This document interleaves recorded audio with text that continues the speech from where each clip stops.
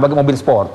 Gimana Mas Tommy? Untuk bisnis sekarang saat ini di Indonesia, kan kalau kita lihat mobil terkeluaran terbaru, mobil harga berapapun di Indonesia dibeli. Kan potensi pasarnya besar. Nah, Mas Tommy akan masih geluti bisnis itu?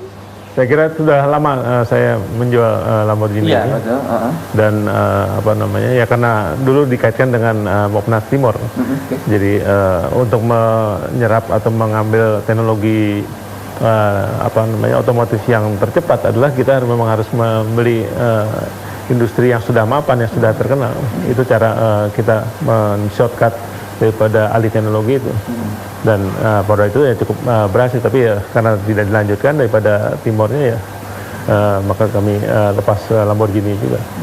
Nah, ke depan Mas Tommy tidak ada fokus bisnis di dunia otomotif lagi atau seperti apa? Kan merupakan otomotif kan hobi. Tergantung daripada suksesnya Partai Berkarya. Gitu. Kalau Partai Berkarya berkuasa sukses ya bagi kita bisa canangkan, kita bisa apa namanya kembangkan bersama. Karena itu harus dipikirkan bersama. Sebagai anak bangsa ini harus punya kepedulian yang sama. Karena buat apa juga kita bikin industri, tapi juga rakyat tidak mau membeli atau tidak mendukung daripada proyek itu, ya, akan sulit. Mas Tommy ini banyak yang mengatakan begini Mas Tommy ini adalah cucusannya Pak Harto, putra Pak Harto yang paling mirip dari karakternya, dari wajahnya. Mas Tommy merasa itu tidak sih Mas Tommy? Saya kira tidak sepenuhnya. Kalau mirip ya namanya anaknya ya mirip, tapi yang paling mirip katanya Mas, paling mendekati dari senyumnya. Itu kan menurut masyarakat. Iya. Kalau Mas Tommy sendiri ya tentunya pasti karena individu yang berbeda pasti berbeda. Pasti berbeda ya. Nah Mas Tommy, ada yang juga bertanya-tanya, termasuk saya. Kan ada kakak Mas Tommy, ada Mas Bambang, kemudian ada Mas Sigit. Tapi kemudian yang akhirnya menjalankan atau mendirikan terjun ke politik itu Mas Tommy. Ya mungkin karena mereka sudah tua, karena jarak umurnya cukup jauh kami. Jadi mereka sudah di atas 60 semuanya. Jadi lebih memikirkan untuk apa namanya hidup yang lebih sosial dan religi. Iya. Biasanya lebih mendekatkan diri. Oh gitu Mas. Kita bicara soal peternakan tapos itu masih mana? Dikelola oleh keluarga? Ya, masih kan itu kebetulan yang karena saya ingat dulu Mas, setiap hari hampirlah tiap hari dulu Pak Harto di tapos itu tiap weekend lah atau dengan sapi-sapinya gitu. Nah ini masih sapi perah di sana. Sapi perah ya. Kalau untuk sapi potongnya untuk apa namanya Idul Adha saja. Jadi bukan untuk dikomersilkan. Oh, tidak komersil ya, untuk Idul Adha ya.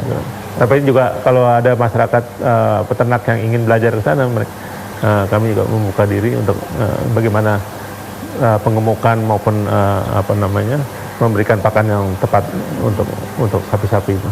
Ada Taman Mini Indonesia Indah, ada Taman Buah Mekarsari, itu mana Mas? Itu juga Mekarsari juga lebih sekarang dikombin dengan apa namanya rekreasi. Jadi ke sana tuh bukan hanya melihat tanaman buah, tapi juga rekreasi secara umumnya seperti tempat rekreasi yang lain. Dan di sana juga buahnya bisa dijual langsung dari pohonnya. Jadi kelebihannya di situ sih, masyarakat bukan membelinya dengan cara memetik terus menimbang dan membayar. Oke, Mas, kalau itu masih disentuh nggak sih Mas? Maksudnya ada permajaan atau sudah ya begitu saja gitu? Ada, setahu saya ada permajaan. Ada ya. Saya sendiri udah lama nggak sana, tapi dari laporan yang ada penambahan wahana dan sebagainya tempat rekreasi itu. Dulu kalau dan bahkan ada kebun binatang mininya di sana. Oh, ada mini zoo, kebun binatang mini. Oh, okay. Dulu Pak Harto juga identik dengan dari desa ke desa. Nah, Mas Tommy meneruskan itu? Saya kira itu yang harus sangat diharapkan oleh masyarakat, kebanyakan terutama para petani. Karena di Jawa ini sekarang yang namanya petani itu sudah mungkin tinggal 30%. Karena 70% petani itu sudah buruh tani sekarang. Kenapa? Karena lahannya sudah banyak yang dijual. Nah ini kan sangat memprihatinkan sekali. Padahal itu mereka jual itu karena kurangan dana untuk biaya hidupnya segala macam, kegagalan panen.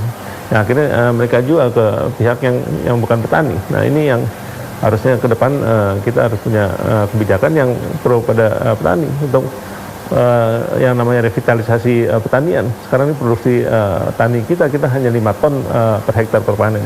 Itu untuk meningkatkan ke 8 ton itu bukan hal yang sulit. Tapi kenapa nggak dijalankan? Karena pertama adalah tidak ada penyuluh lagi. Selama reformasi ini penyuluh. Oh ya, penyuluhan ya. Penyuluhan. Bukan penyuluhan, ya, tapi penyuluh. Ya, penyuluh. Jadi dia harus ada tinggal di situ sama petani untuk menjelaskan bagaimana petani yang baik di daerah itu. Jadi hilang semuanya. Padahal mereka butuh sekali. Jadi sekarang banyak kan buruh tani. Gitu. Itu dia. Akhirnya jadi buruh tani. Ya. Akhirnya mereka jadi pekerja saja di ladang-ladang itu. Mas Tommy sudah bicara tadi ya panjang lebar, kita mulai dari partai Mas Tommy sekarang, Mas Tommy dengan bisnisnya, Mas Tommy tadi menjalankan peninggalan yayasan-yayasannya Pak Harto. Saya juga akan mengajak Mas Tommy di sini e-talk show itu, Mas Tommy siapapun Mas Tommy, mau ulama, mau siapa, menteri, mau wapres sekalipun, saya challenge. Ada challenge ya dari e-talk show. Iya, serem ya, emang serem Mas. Ini Mas Tommy. Apa komentar? Selamat berjuang untuk 2019. Oke, bagus. Selamat berjuang 2019.